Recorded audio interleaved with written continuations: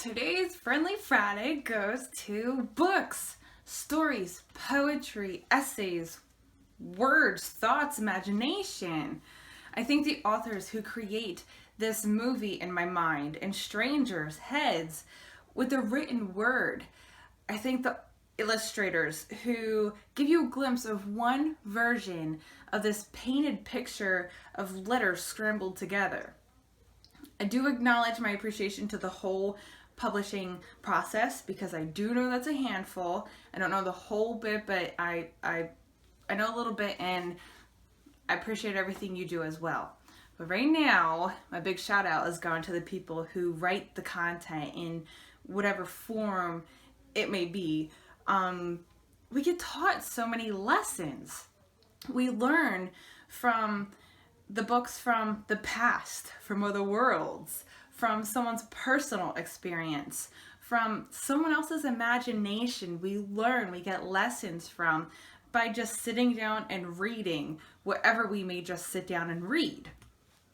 And everything from picture books, kids' books, bedtime stories, magazines, autobiographies, biographies, how-tos, history, name it all.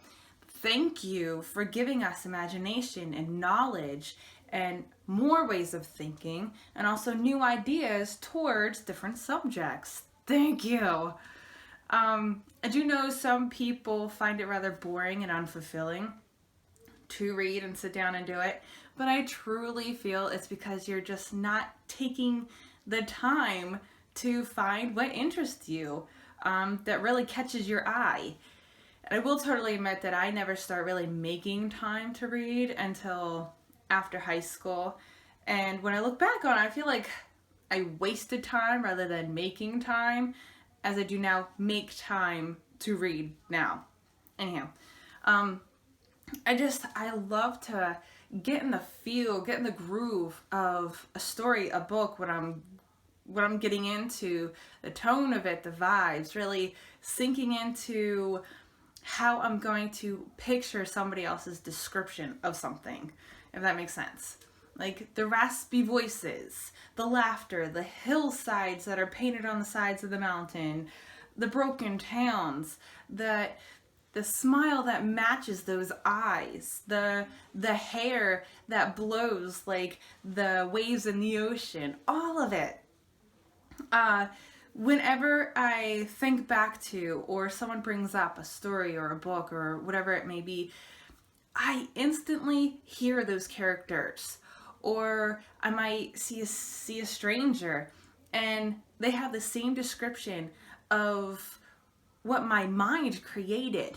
And that is exactly why I'm showing my appreciation today and every day of stories, books, content, for helping me keep my imagination flowing.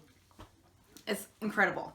So, one thing we can always do in any time is have a common positive trait that we share with each other, what we're thankful for. So thank you for what you do, thank you for being you, and until next time, Frown Happy.